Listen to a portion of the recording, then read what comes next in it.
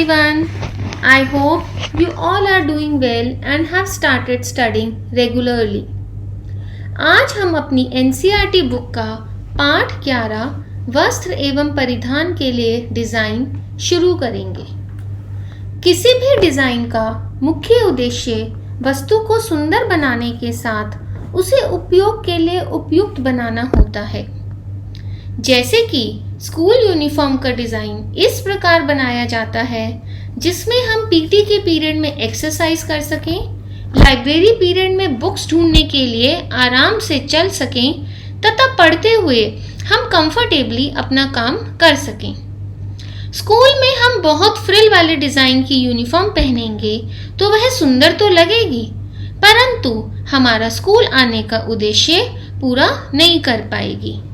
तो हम कह सकते हैं डिज़ाइन किसी वस्तु या उत्पाद की कल्पना करके उसके लिए योजना बनाने और कार्यान्वित करने का मानवीय सामर्थ्य है जो मनुष्य के व्यक्तिगत अथवा सामूहिक उद्देश्य को प्राप्त करने में सहायता प्रदान करती है। एक अच्छे डिज़ाइन के गुण हैं कलात्मक रूप से मोहक, सामग्री का सही उपयोग जिससे लोगों की मूल्य, रंग और लाभ संबंधी अपेक्षाएं पूरी हों। तो हम कह सकते हैं कि कोई भी डिज़ाइन ऐसा होना चाहिए जो देखने में तो सुंदर हो ही, परंतु उसका मटेरियल, कलर ऐसा होना चाहिए जो व्यक्ति को अच्छा लगे, उसके बजट में हो और उसे यूज करने पर व्यक्ति स्मार्ट लगे। डिज़ाइन विश्लेषण। जब किसी वस्तु या उत्पाद की कल्पना की जाती है तो उसे साकार रूप देने के लिए एक निर्धारित योजना के अनुसार जो व्यवस्था की जाती है उसे डिज़ाइन या खाका कहा जाता है। किसी उत्पाद या वस्तु के डिज़ाइन का अध्ययन 2 लेवल्स पर किया जाता है। पहला है संरचनात्मक डिज़ाइन। किसी भी कपड़े की कटाई या सिलाई पर निर्भर करता है, ना कि उसके ऊपर की जाने वाली सजावट पर। जैसे कि कपड़ा बुनते हुए विभिन्न प्रकार के धागों, बुनाई, निटिंग या तकनीकों का प्रयोग करना। आप चित्र में देख सकते हैं एक धागे की बुनाई में विविधता लाकर विभिन्न डिज़ाइन के कपड़े बनाए जा सकते हैं। इसका दूसरा उदाहरण है कपड़े बनाते समय 2 रंग के धागे का प्रयोग करना। ड्रेस या पोशाक बनाते हुए संरचनात्मक डिज़ाइन कटाई एवं सिलाई पर निर्भर करती है। जैसे कि आप एक बच्चे की ड्रेस पर विभिन्न प्रकार की कॉलर बना सकते हैं। यहाँ अपनी टॉप की स्लीव्स को आप अम्ब्रेला स्लीव्स बनवा सकते हैं, बेल स्लीव्स बना सकते हैं। यानी कि कटिंग और सिलाई का उपयोग करके आप अनेक प्रकार के डिज़ाइन की ड्रेसेस बनवा सकते हैं। फिर आता है अलंकृत डिज़ाइन। पूरी तरह कपड़े की ऊपरी सजावट पर निर्भर करता है।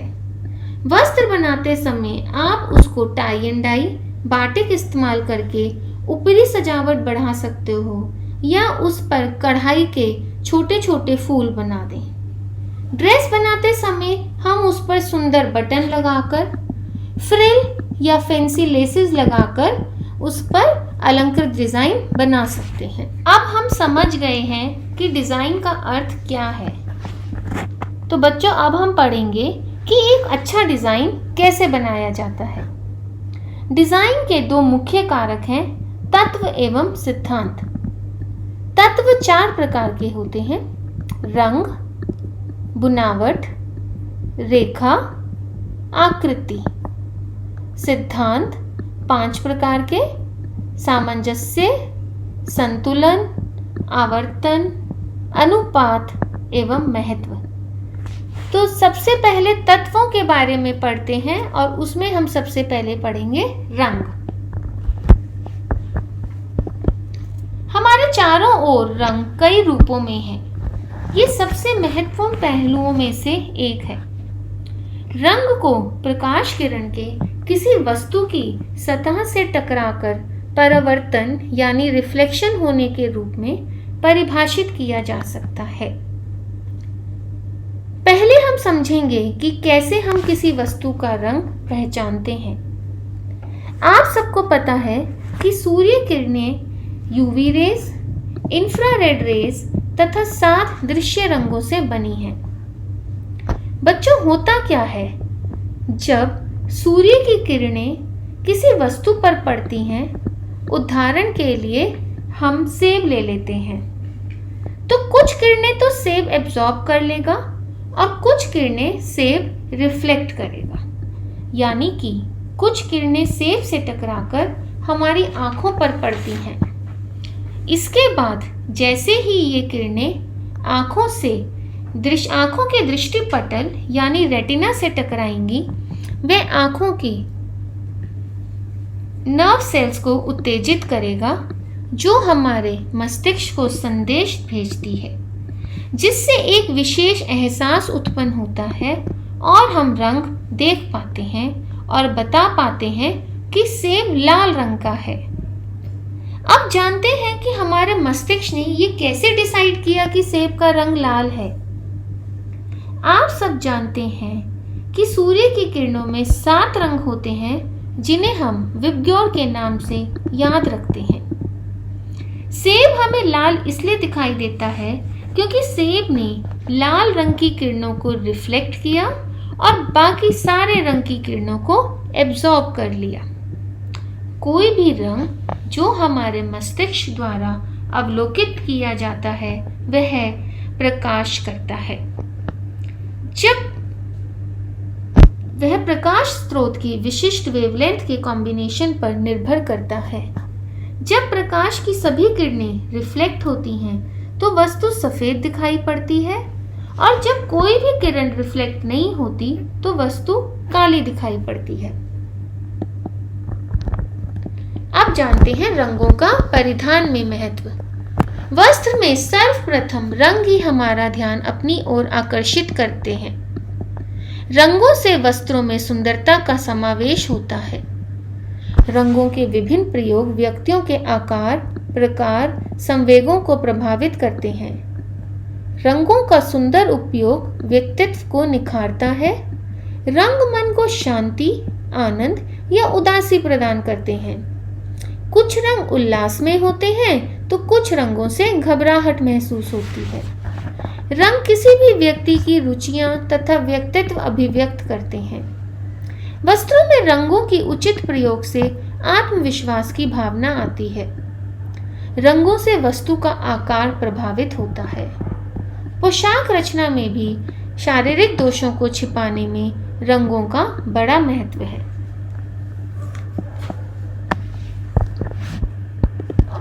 रंगों की कुछ विशेषताएं भी होती हैं, जिस पर डिपेंड करता है कि रंग हमें कैसा दिखेगा, यानी कि गहरा, हल्का, चमकीला आदि। यह 3 प्रकार की होती हैं। सबसे पहला है ह्यू। रंग के नाम को उसका ह्यू कहा जाता है, जैसे हरा, लाल, नीला आदि। दूसरी विशेषता है मूल्य। रंग के हल्केपन या गाढ़ेपन को मूल्य कहते हैं। रंग को हल्का बनाने के लिए शुद्ध रंग में सफेद मिलाया जाता है, इसे टिंट कहते हैं। रंग को गहरा बनाने के लिए रंग में काला रंग मिलाया जाता है और इसे शेड कहते हैं। सफेद रंग का सबसे कम मूल्य तथा काले रंग का सबसे अधिक मूल्य होता है। तीसरी विशेषता है तीव्रता। रंगों की चमक या मंदता को तीव्रता कहते हैं। रंग की तीव्रता को कम करने का सबसे अच्छा उपाय उसमें उसका पूरक रंग मिलाना है। अब आता है रंगों का वर्गीकरण। डिजाइन की दृष्टि से रंग को समझने के लिए अधिकतर मुंसिल रंग चक्र का प्रयोग किया जाता है। यह रंगों को 4 प्रकार से विभाजित करता है। प्राथमिक रंग। प्राथमिक रंग उन रंगों को कहा जाता है जो अन्य किसी भी रंगों को मिलाने से नहीं बनते। पीला, लाल तथा नीला प्राथमिक रंग कहलाते हैं।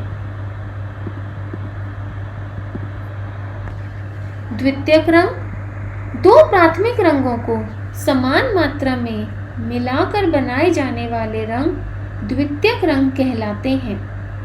संतरी, हरा तथा बैंगनी द्वितीयक रंग के उदाहरण हैं।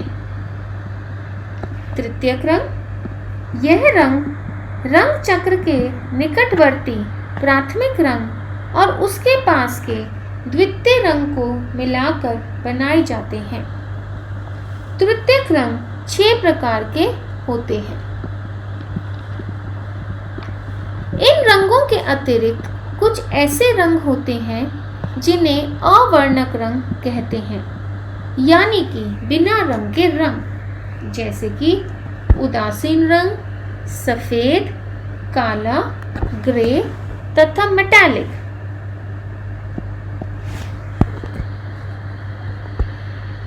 ग्रे पैमाना, रंग का हल्कापन या गहरापन जानने के लिए हम ग्रे पैमाने का इस्तेमाल करते हैं। ग्रे पैमाने में रंग का अनुमान लगाने के लिए 11 ग्रेड होते हैं। काले रंग का मान 0 तथा सफेद रंग का मान 10 होता है। मध्य मान 5 ग्रे या ह्यू के लिए है। जब भी कोई रंग सफेद रंग की ओर बढ़ता है तो यह आभा कहलाता है। जब कोई रंग काले रंग की ओर बढ़ता है तो यह शेड कहलाता है। ग्रे पैमाना किसी भी रंग के तुल्य मान का अनुमान लगाने में मदद करता है। तो बच्चों, अब हम समझ गए हैं कि ह्यू, वैल्यू, इंटेंसिटी यानी रंगों की विशेषताएं क्या हैं। लेकिन कमर्शियल लेवल्स पर कलर की पहचान कैसे करनी है? आप अगर कोई रेड कलर की ड्रेस खरीदते हैं तो फोन पर आप अपनी फ्रेंड को उसके कलर के बारे में कैसे बताएंगे? आप उसे प्राकृतिक लाल रंग की वस्तुएं जैसे टमाटर, गाजर, ईंट या ब्लड के कंपैरिजन में समझाते हो। परंतु ऐसे में दो देशों या क्षेत्र लोगों के बीच कपड़े के व्यापार के दौरान कपड़े के रंग को लेकर उलझन की स्थिति बन सकती है। ऐसी स्थिति से बचने के लिए रंगों के नाम के साथ एक निर्धारित संख्या उपयोग में लाने की पद्धति बनाई गई है। इस पद्धति की मुद्रित निर्देशिका को पैंटोन शेड कार्ड कहते हैं। पैंटोन शेड कार्ड में रंगों को उनकी आभाओं और शेडों की विभिन्न तीव्रताओं के साथ प्रदर्शित किया गया है। शेड कार्ड के प्रत्येक रंग को एक निश्चित कोड या संख्या दी गई है जिसको अंतर्राष्ट्रीय स्तर पर स्वीकार किया गया है। पैंटोन शेड कार्ड की सहायता से फैशन के बारे में पूर्ण जानकारी देने और विदेशों में उत्पादों का ऑर्डर देने में काफी सहायता मिलती है। Now, how to use colour in dress design. परंतु इससे पहले हम जानेंगे कि वस्त्र किस प्रकार रंगे जाते हैं। वस्त्र उत्पादन के दौरान वस्त्रों को 4 प्रकार से रंगा जाता है। सबसे पहले है रेशों के निर्माण के दौरान। रेशे के निर्माण के दौरान रंगाई की प्रक्रिया बहुत कम अपनाई जाती है क्योंकि यह एक बहुत महंगी प्रक्रिया सिद्ध होती है।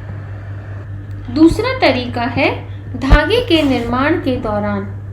धागे के निर्माण के दौरान की गई रंगाई बहुत से डिजाइनों की रचना में मदद करती है। बुनी हुई धारीदार पट्टियां, चौकदार कपड़ा, पट्टू इत्यादि ऐसे डिजाइन धागे निर्माण के दौरान रंगाई के उदाहरण हैं। वस्त्र के निर्माण के दौरान है तीसरा तरीका। वस्त्र के निर्माण के दौरान रंगाई करना सबसे अधिक प्रचलित विधि है। यह विधि एक सामान्य एकल रंग वाले वस्त्र प्राप्त करने के लिए और बंधाई तथा बाटिक प्रक्रिया द्वारा डिजाइन वाले वस्त्र प्राप्त करने के लिए उपयोग में लाई जाती है। अंत में आता है वस्त्र निर्माण के उपरांत। वस्त्र के निर्माण के उपरांत भी वस्त्र पर रंगाई, चित्रकारी, छपाई, कसीदाकारी और पैच अथवा गोटा पट्टा द्वारा की जा सकती है।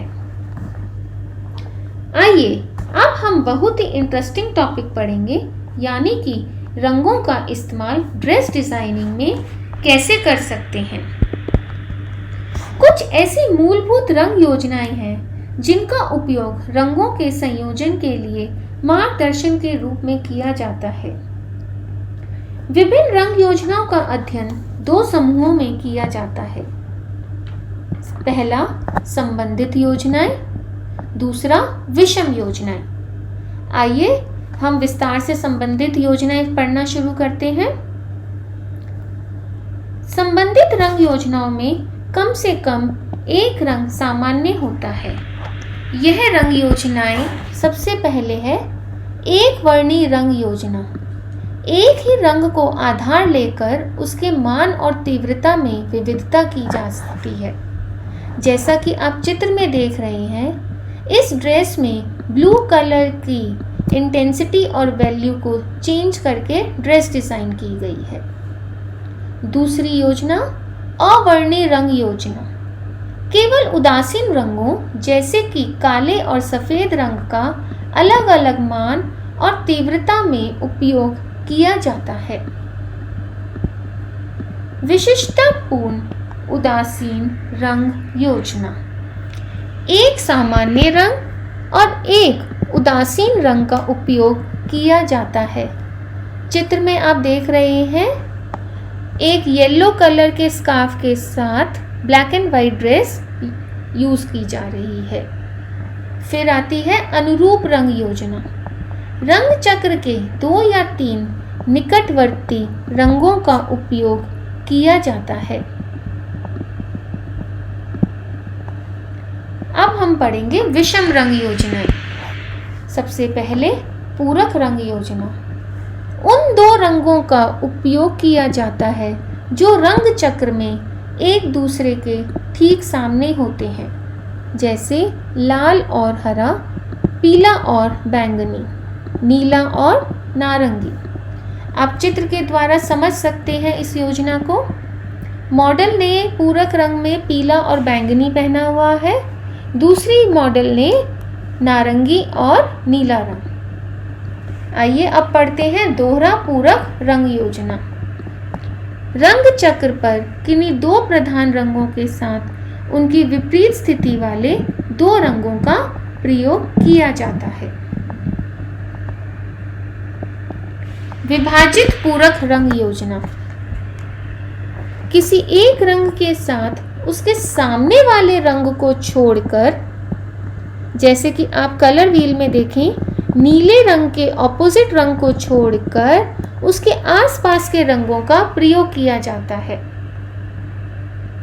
फिर आती है अनुरूप रंग योजना। हम पहले भी पढ़ चुके हैं। उन रंगों का प्रयोग किया जाता है जो रंग चक्र में एक दूसरे के पास पास होते हैं।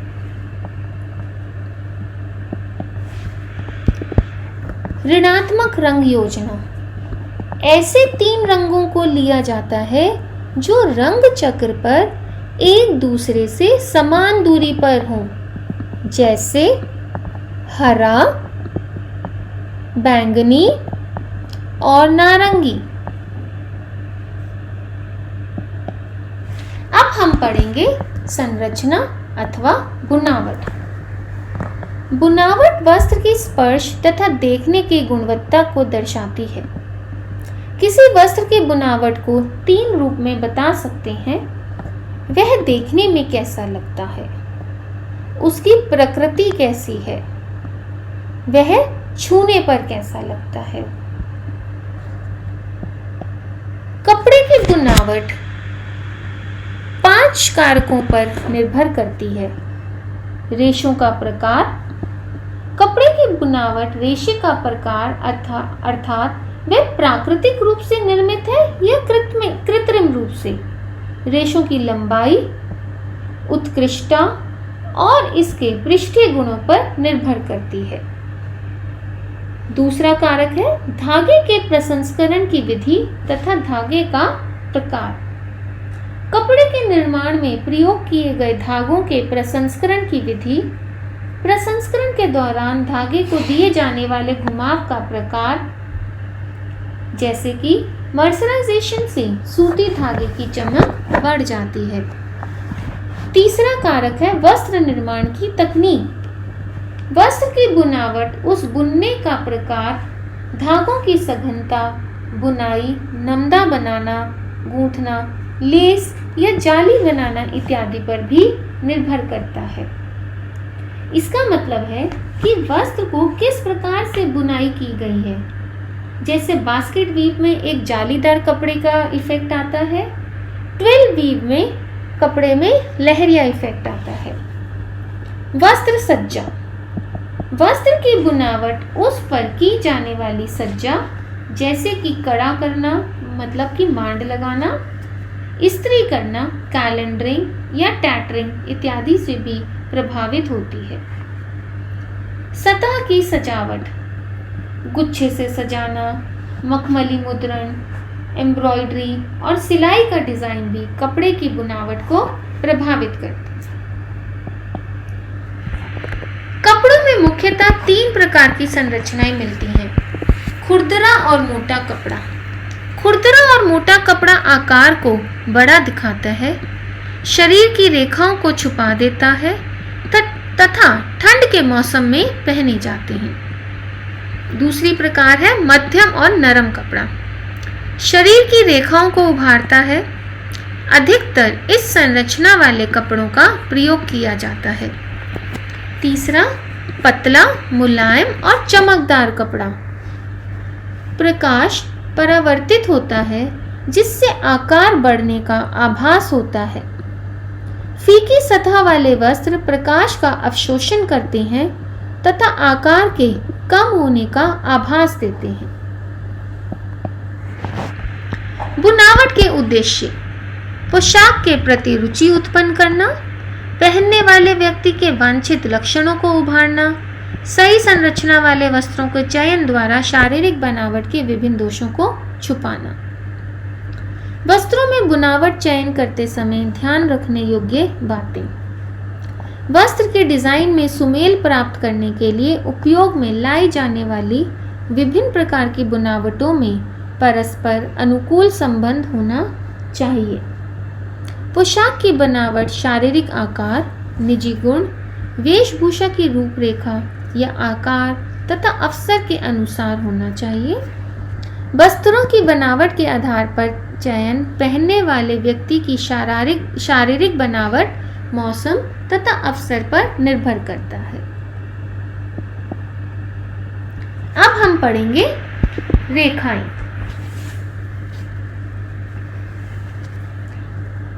रेखा उस लकीर को कहते हैं जो 2 बिंदुओं को जोड़ती है।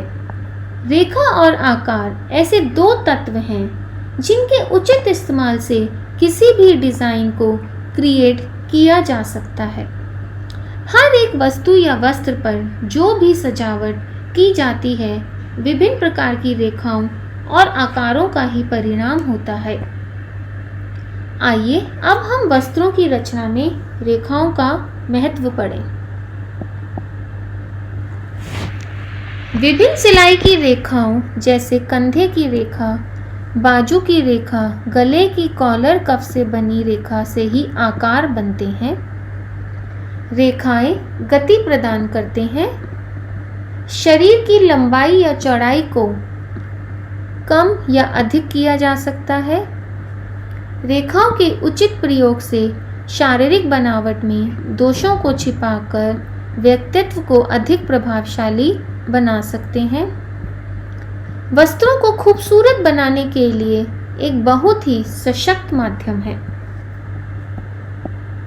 रेखा के प्रकार मूल रूप से 2 भागों में विभाजित किया जाता है, सरल रेखा एवं वक्र रेखाएं। सबसे पहले हम पढ़ेंगे सरल रेखाएं यानी कि स्ट्रेट लाइंस। सरल रेखाएं एक दृढ़ अखंडित रेखा होती है। अपनी दिशा के अनुसार विभिन्न प्रकार के प्रभाव उत्पन्न करती है। यह मनोवृत्ति का प्रदर्शन भी करती हैं, बल, सामर्थ्य तथा दृढ़ता को दर्शाती हैं तथा पुरुषोचित प्रभाव उत्पन्न करती हैं। यह 3 प्रकार की होती हैं: लंबतर रेखाएं, क्षैतिज रेखाएं तिरछी या विकर्ण रेखाएं। तो शुरू करते हैं लंबतर रेखाओं से। पृथ्वी के साथ साथ लंब बनाती हैं, दृष्टि नीचे से ऊपर को घूमती है और लंबाई का एहसास देती हैं। इन रेखाओं के प्रयोग से किसी भी वस्तु की लंबाई बढ़ती हुई प्रतीत होती है। यदि व्यक्ति छोटे कद का अथवा मोटा हो तो इन रेखाओं के प्रयोग से व्यक्ति का कद वास्तविक कद से लंबा प्रतीत होता है। लंबाई का भ्रम पैदा करती हुई ये रेखाएं पहनने वाले को आकर्षक व्यक्तित्व देती हैं, ऊंचाई का महत्व बताती हैं और वह प्रभाव देती हैं जो तीव्र, सम्मानजनक और सुरक्षित होता है। क्षैतिज रेखाएं पृथ्वी के समांतर होती हैं, इस कारण इनके साथ साथ दृष्टि एक ओर से दूसरी ओर घूमती है तथा चौड़ाई का एहसास होता है। अधिक लंबा तथा दुबला पतला व्यक्ति परिधान में ऐसी रेखाओं का प्रयोग करना चाहिए ताकि लंबे व्यक्ति का कद थोड़ा कम प्रतीत हो तथा पतला व्यक्ति थोड़ा मोटा दिखाई दे। ये रेखाएं विश्राम, सौम्यता, चौड़ाई और सहजता का भ्रम उजागर करती हैं। तिरछी रेखाएं तिरछी रेखाओं का प्रभाव उनके कोण पर निर्भर करता है। यदि वे लंबाई की ओर कोण बनाती हैं तो चौड़ाई का एहसास होता है। दो तिरछी रेखाओं से वी आकार बनाया जाता है। तिरछी रेखाओं वाले वस्त्रों द्वारा किसी व्यक्ति की लंबाई और चौड़ाई बढ़ाना दोनों ही बातें संभव हैं। अब आती हैं वक्र रेखाएं। किसी भी प्रकार की गोलाई वाली रेखा वक्र रेखा कहलाती है। ये रेखाएं घुमावदार होती हैं, इसलिए इन रेखाओं के साथ साथ दृष्टि भी धीरे धीरे घूमती है। ये रेखाएं देखने में अधिक सुंदर लगती हैं। इन रेखाओं का घुमाव लंबवत हो तो यह लंबाई का भ्रम देती हैं और यदि घुमावदार रेखाएं आड़ी दिशा में हो तो लंबाई कम होने का आभास देती हैं। लंबाई और लहराती हुई वक्र रेखाएं अत्यंत मनोहर तथा लयबद्ध दिखाई देती हैं। बड़े गोल वक्र की रेखाएं छोटे आकार को भी बड़ा दिखने का आभास प्रदान करती हैं। छोटे, हल्के वक्र युवा एवं प्रफुल्ल होने का आभास देते हैं। वक्र रेखाएं नारीत्व तथा कोमलता का प्रभाव देती हैं। अब हम पढ़ेंगे आकृतियां या आकार। किसी भी डिजाइन की आकृति या आकार विभिन्न प्रकार की रेखाओं को जोड़कर ही बनाया जाता है। किसी आकृति को बनाने में प्रयोग की जाने वाली विभिन्न रेखाओं के गुण ही उस आकृति के गुण निर्धारित करते हैं। तो हम कह सकते हैं कि ये किसी भी डिजाइन की रूपरेखा यानी आउटलाइन होती है।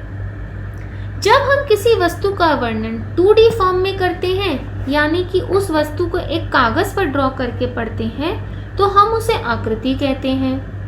परंतु अगर हम उस वस्तु का वर्णन 3D फॉर्म में करें तो उसे आकार या फॉर्म बोलते हैं। जैसे कि अगर हम ड्रेस डिजाइनिंग के लिए ह्यूमन फिगर पर ड्रॉ कर रहे हैं तो वह आकृति है, परंतु यदि हम डिजाइनिंग ह्यूमन डमी पर कर रहे हैं तो वह आकार है। आकृति का उपयोग शरीर के आकार को समझाना, ड्रेस डिजाइनिंग को समझना। शरीर के आकार के हिसाब से ड्रेस डिजाइन करना जिससे व्यक्ति उस ड्रेस को पहनकर अच्छा लगे। यदि किसी की फिगर पियर शेप है तो ऐसी आकार की ड्रेस डिजाइन करते हैं जिससे कि उसके हिप पोर्शन पे से नजर हट सके और उसके ऊपरी भाग पर एम्फेसिस देते हैं। तो अलग अलग प्रकार के आकार की मदद से हम एक भ्रामक छवि प्रस्तुत कर सकते हैं। आकृतियों के 4 मूलभूत समूह हैं। मुख्य रूप से 4 प्रकार की आकृति होती हैं। प्राकृतिक आकृतियां, ये प्रकृति में पाई जाने वाली वस्तुओं या मानव निर्मित वस्तुओं की नकल होती हैं, जैसे पेड़, पक्षी, पत्तियां आदि। ड्रेस डिजाइनिंग में ऐसी प्रकार की ड्रेस डिजाइन करना जो बॉडी की एक्चुअल शेप दिखाते हैं। फिर आता है फैशनेबल स्टाइल की आकृतियां।